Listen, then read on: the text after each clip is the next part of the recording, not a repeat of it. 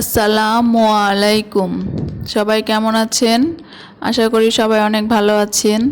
আমরা আল্লাহর রহমতে খুব ভালো আছি, আলহামদুলিল্লাহ। আজকে আমি আপনাদের খুবই সহজ পদ্ধতিতে এবং ঝটপট একটি রেসিপি নিয়ে এসেছি। আজকে আমি আপনাদের ডিমের পুডিং তৈরি করে দেখাবো। খুবই অল্প উপকরণে এবং খুবই ঝটপট আপনারা এই পুডিংটা তৈরি করতে পারবেন এবং খেতেও অসাধারণ মজা হয়। তো চলুন আমরা দেখি কিভাবে পুডিংটা তৈরি করলাম। পুডিং তৈরি করার জন্য আমার প্রথমে লাগবে দুধ।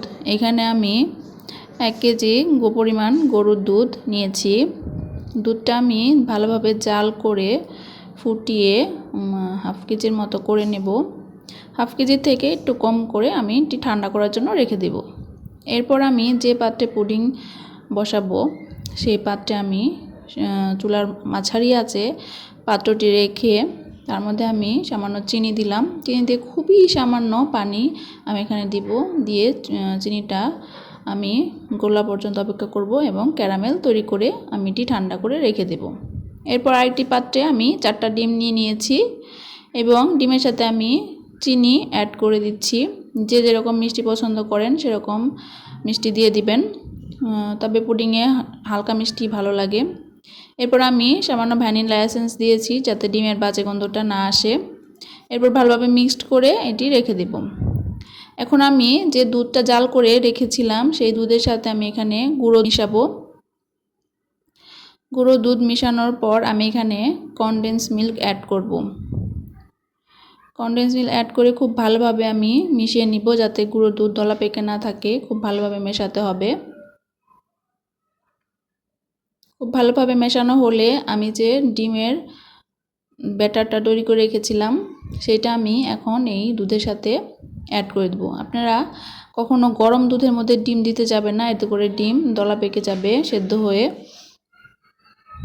দুধটা ঠান্ডা করে তারপর ডিমের মিশ্রণটা মেশাবেন। এরপর আমি যে পাত্রে ক্যারামেল করে রেখেছিলাম সেখানে একটি ছাঁকনির সাহায্যে দুধের মিশ্রণটা ছেঁকে আমি সম্পূর্ণ মিশ্রণটা এখানে ঢেলে দিব। ঢেলে আমি ছেঁকে তারপর আমি আরেকটা পাত্রে সামান্য পানি নিয়েছি এবং একটি স্ট্যান্ড বসিয়ে দিয়েছি। পুডিংয়ের পাত্রে ঢাকনাটা দিয়ে আমি স্ট্যান্ডের উপর বসিয়ে ঢাকনা দিয়ে আমি বন্ধ করে দেব যাতে কোনো বাষ্প বের হয়ে না যেতে পারে। এরপর আমি মাঝারি আঁচে 40 থেকে 50 মিনিটের মতো এটা আমি স্টিম করব। এই তো হয়ে গেছে। 40 থেকে 50 মিনিট পরে এভাবে টুথপিক দিয়ে আমি দেখে নিচ্ছি হয়েছে কিনা। তো আমার যদি টুথপিকে কোনো কিছু উঠে আসে তাহলে বুঝবেন ভিতরে কাঁচা আছে। তো আমার টুথপিকটা একদম প্লেনভাবে উঠে এসেছে। তো পুডিংটা হয়ে গেছে। এরপর আমি পুডিংটা ঠান্ডা করে ফ্রিজে রেখে দিয়েছিলাম 1-2 ঘন্টার মতো। তারপর আমি এটা একটি ছুরি দিয়ে চারপাশ একটু নেড়ে নিলাম। এরপর আমি একটি প্লেট ওটার উপরে দিয়ে উল্টো করে পুডিংটা নামিয়ে নিলাম। এই তো দেখতে পাচ্ছেন খুব সুন্দরভাবে পুডিংটা হয়ে গেছে। দেখতে যেমন সুন্দর হয়েছে খেতেও তেমন মজা হয়েছিল। আমি আপনাদেরকে এটা দেখাচ্ছি। পুডিংটা দেখতে পাচ্ছেন কতটা সফট হয়েছে।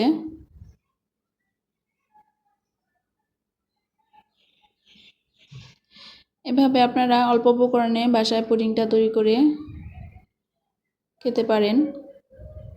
খুবই মজার, বাচ্চারাও পুডিং পছন্দ করে। দেখতে পাচ্ছেন পুডিংটা কত সফট হয়েছে। আমার ভিডিও আপনাদের কেমন লাগে আপনারা প্লিজ কমেন্ট করে জানাবেন এবং আমার চ্যানেলটা সাবস্ক্রাইব করে দেবেন। আমার ফেসবুক পেজও আপনারা ফলো দেবেন। আজকে এই পর্যন্তই। আল্লাহ হাফেজ।